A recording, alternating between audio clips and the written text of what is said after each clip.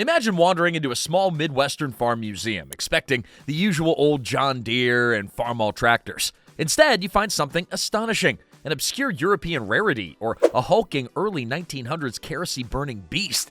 These aren't the well-known classics that are showcased at county fairs. They're the rarest tractors you'll likely never see working in a neighbor's field.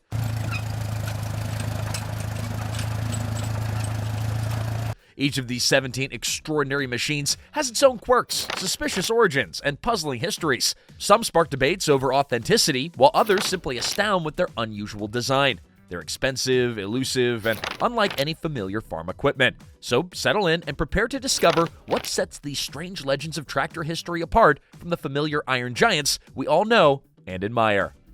Number 17, the 1913 Wallace Cub. Our first tractor is something of a ghost from the early chapters of mechanized farming. The 1913 Wallace Cub, produced before most folks knew even what a tractor really was. It represents a moment when horsepower was shifting away from literal horses. Built by the Wallace Tractor Company before they were bought up by Massey Harris, the Cub was a tiny, elegant, and incredibly advanced machine for its time. Farmers lucky enough to lay their hands on one would have marveled at the lightweight machine that aimed to eliminate the bulky, unwieldy steam and gasoline monsters of the era. What makes the 1913 Wallace Cub so exceptionally rare is that the production numbers were never large to begin with. Many of these were quickly worked to death out in the fields, and their engines eventually gave up under the stress of early plow work. Survivors are far and few between. In fact, some collectors aren't entirely convinced that certain so-called Cub models floating around are even authentic. And who could blame them? There's plenty of incentive for a well-connected mechanic to cobble together a convincing fake for a quick buck.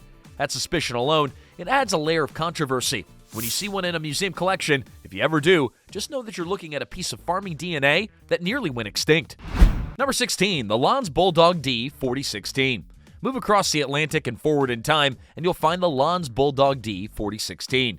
To the uninitiated, Bulldog, it might sound tough, and that's appropriate, because the Lanz tractors were the backbones of many European farms before World War II.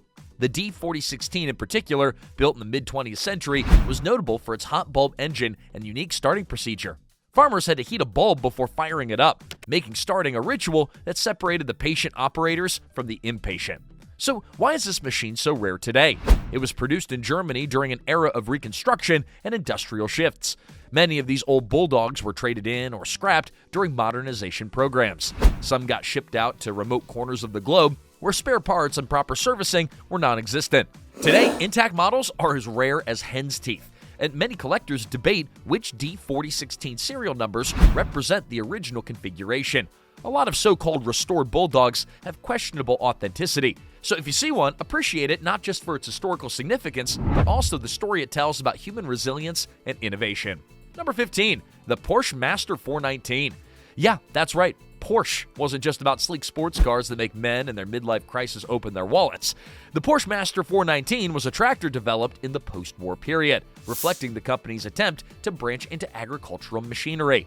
At first glance, it's a bit disorienting to see the Porsche script on something designed to plow fields instead of tearing up the Autobahn. Now, the Master 419 became rarer and rarer as farming practices shifted and small European farms gave way to more standardized machinery. The irony is that while American collectors easily recognize the John Deere and International Harvester brands, Porsche tractors remain obscure. The 419 was sold in very limited numbers, and many ended up in poor repair. Their parts scavenged for repairs on more common Porsche Juniors or Porsche Supers. Even when you can find one in immaculate condition today, it still carries a certain controversy. Some purists argue that since it isn't a sports car, the brand doesn't matter. But the Porsche name does matter to collectors. Just mention you've got a Porsche Master tractor at a rural antique show, and watch heads turn. This odd machine stands as a testament to a famous automaker's lesser-known detour into feeding the world rather than just going fast. Number 14, the Fordson E27N Crop Row Conversion. The Fordson E27N standard model isn't incredibly rare by itself, but the specialized row crop conversion is a whole nother story. Imagine a time when farmers were experimenting with configurations that might, just might, eke out a little more efficiency from their machine. The E27N row crop model took a fairly common tractor and turned it into something utterly unusual. With narrow front ends and adjustable rear wheel spacing, it's designed for careful cultivation. Today, what makes them rare is that few farmers bothered with the conversions. Some considered they were impractical. Many who had them ended up converting them back to standard configurations or just scrapping them altogether. Collectors who do manage to track down an authentic E27 row crop setup, they often spend years verifying that it wasn't a modern fabrication. With a reputation mired in confusion and doubt, these row crop versions are magnetically alluring to certain collectors who love a tractor that's got a backstory. After all, rarity isn't just about being the best, right? Sometimes it's about being the oddball that survived. Number 13, the Fiat 702. The Fiat 702 was the first production tractor from the now legendary Italian brand that most Americans associate with the tiny cars or construction equipment. Back in the early 1920s, Fiat decided to enter the agricultural sector and produced the 702. It was a tough little machine that was designed to help transition farms from animal power to mechanical might. The main reason you'll never see one is that so few were produced and even fewer ever made their way to America. Unlike more globally marketed machines, the early Fiat tractors remain largely on Italian soil. Many were worked to the bone in the post-war years as Italy tried to rebuild its agricultural economy. And by the time collectors realized what gems they were, most were long gone. Occasionally, one pops up in some European auction, and if you have a deep pocket and connections, you just might land one. But be prepared. The authenticity wars are fierce. Antique Fiat tractor parts can be fabricated by skilled machinists. And some would even argue that the line between an original 702 and a faithful replica is growing thinner every year. For hardcore collectors, the challenge and the uncertainty only add to the allure. Number 12, the Minneapolis Moline UDLX Comfort Tractor. If there's a tractor that screams American ingenuity and quirkiness, it's the Minneapolis Moline UDLX Comfort Tractor. Built in the mid-1930s, the tractor was designed to be more than just a field machine. With an enclosed cab, comfy seats, even a radio, it could double as your road vehicle. Drive your tractor to church on Sunday and then get back to plowing on Monday. That was the idea. But unfortunately, farmers weren't quite ready for a luxury tractor. Sales were meager and production was low. The concept was too forward-thinking and expensive for the time. As a result, the UDLX is exceedingly rare. The handful that do survive tend to surface in the most prestigious tractor shows or high-end collections. Some collectors still debate whether the UDLX was a stroke of genius or just foolish extravagance. But one thing's certain, if you ever do get the chance to sit in one, you'll be experiencing a piece of engineering that tried to redefine what a tractor could be. And in an era of austerity, it was bound to ruffle a few feathers. Number 11, the Lamborghini DL30C. Just as Porsche dipped its toes into tractor manufacturing, so did Lamborghini. Before the brand became synonymous with those sleek Italian supercars, Ferruccio Lamborghini was building agricultural machinery to help rebuild Italy's economy after World War II. The DL30C was one of these early attempts, and while it's intriguing to think of Lamborghini in a barn rather than on a racetrack, these tractors remain incredibly elusive outside of their home country. The DL30C didn't see large production runs, and many were worked into the ground. Americans rarely get to see one in the flesh. This scarcity has attracted a niche following of collectors who appreciate that before Lamborghini was about speed and style, it was about honest agricultural labor. Some argue that the prices that these tractors fetch at auctions are inflated just because of the name. Others counter that by saying that early machinery laid the financial foundation for the legendary sports cars that followed. Either way, if you do stumble across a DL30C, you're looking at one rare beast indeed. Number 10, the Rumley Oil Pull Model H. Long before today's brand names took over the market, the Rumley Oil Pull was a titan of early American agriculture. Produced in the early 1900s, the oil pull tractors were known for their innovative oil-cooled engines that set them apart from their contemporaries. The Model H in particular stands out as one of the rarer variants. Part of the reason it's so seldom seen today is that Rumley went through corporate changes and eventually vanished into the machinery lineage that ended up under Alice Chalmers. Their distinctive cooling systems and unusual engine designs make restoring one a real challenge. Replacement parts aren't exactly on the shelf at your local farm store. Some skeptics even question whether certain restored oil pull Model H tractors are running the original engine design or have been quietly swapped with more common parts. It's a murky world and collectors love a mystery. The Rumley Oil Pull Model H is like a whispered rumor that turns heads at antique tractor meets. Number 9, the Moline Universal Tractor.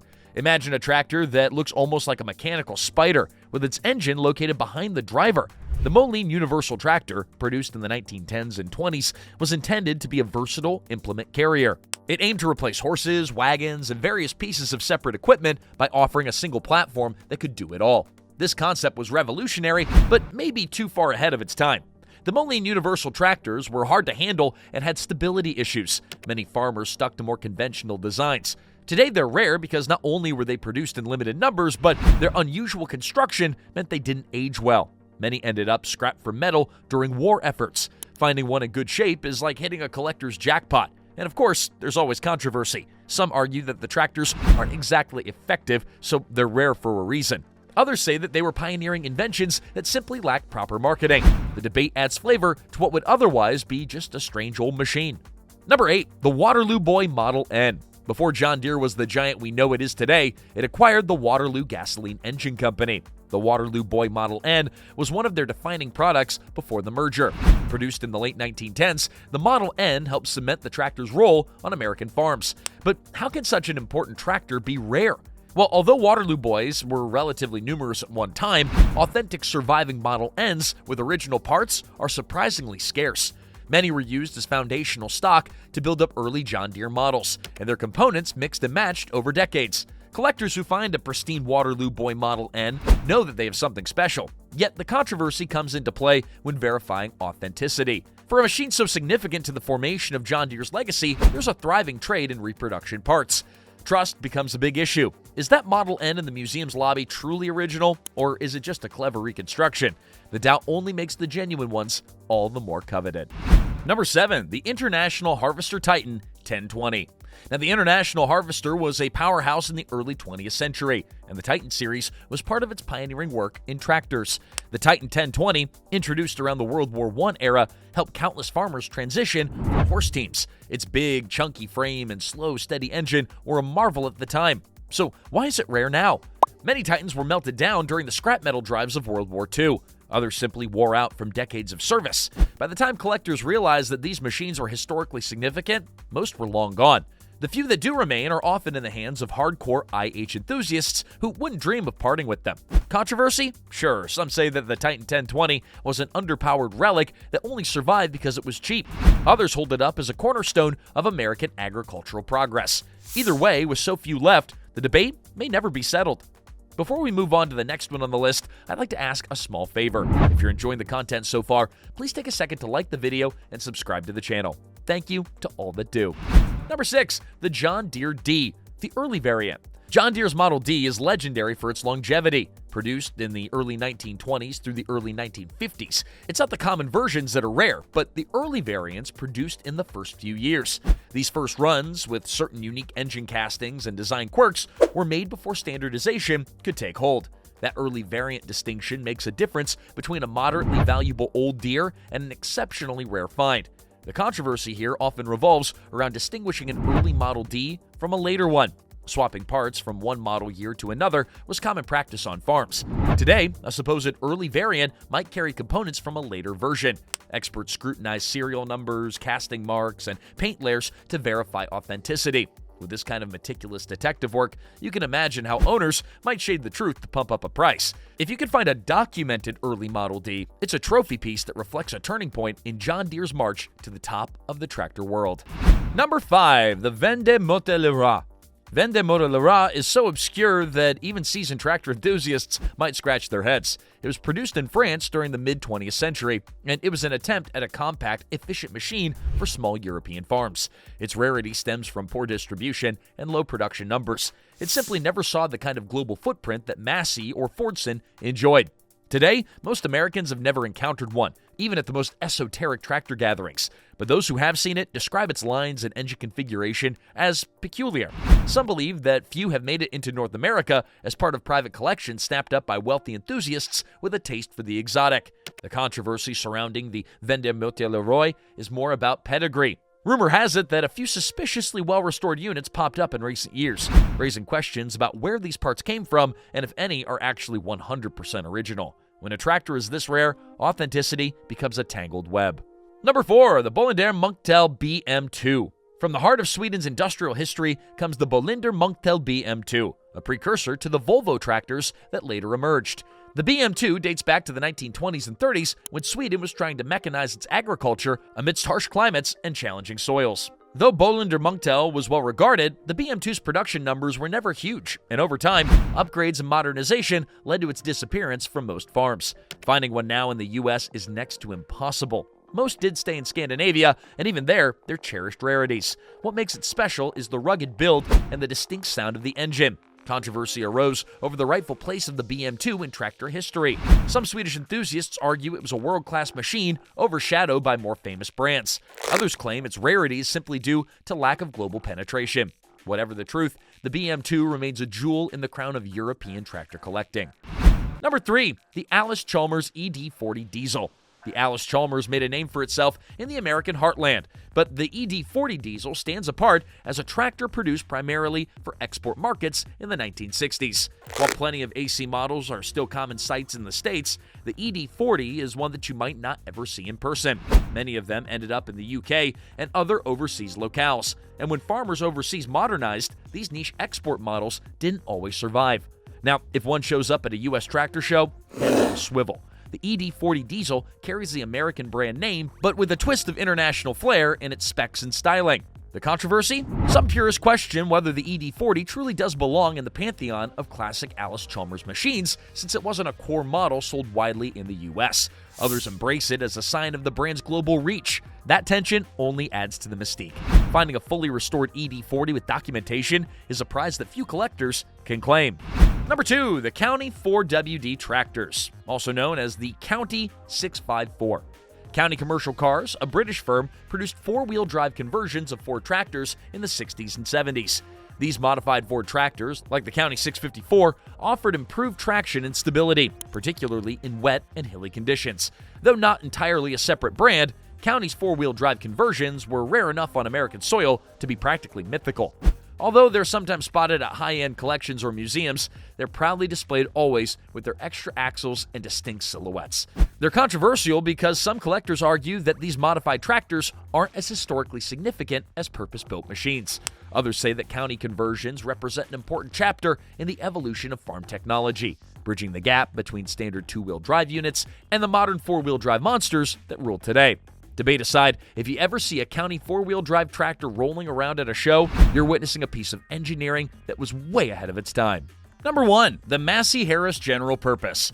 Massey Harris built the General Purpose tractor in the 1930s, and while many Massey models are still floating around, the original General Purpose is in a class by itself. It had a distinctive tricycle-style front end and was intended to be a versatile machine capable of handling various tasks on a growing farm. Yet its short production run and the rigors of farm life meant that very few were left. Collectors fawn over the General Purpose because it's a link to Massey Harris before their merger with Ferguson, and eventual transformation into Massey Ferguson. It's a reminder of the simpler, pioneering time in farming. Controversies do arise when discussing whether the General Purpose was truly groundbreaking or just another tractor trying to capitalize on the mechanization boom. Some say its rarity is overstated and that a few barns out in rural America still might be hiding these gems under piles of scrap metal. The mere possibility that undiscovered units might be lurking somewhere only fuels the fascination. These 17 rare tractors, scattered from the heartlands of America to the fields of Europe and beyond, are more than mechanical curiosities. Each represent an era's shifting aspirations, reflecting the innovations, missteps, and reinventions that shaped modern ag. Their scarcity isn't merely about low production numbers, it's about struggles and triumphs of entrepreneurs, the transformation driven by wars and economies, and the rivalries that guided engineering breakthroughs. Controversies swirl around authenticity and inflated values, fueling legends whispered among collectors who covet these elusive finds. Witnessing one in person is a chance to glimpse not just a piece of farming equipment, but a storied fragment of history. In these tractors, we see how human ambition meets the stubborn reality of the land, how horsepower yielded to mechanical might. Their legacy is the wonder they inspire and the reminder that progress often emerges where few have dared to look.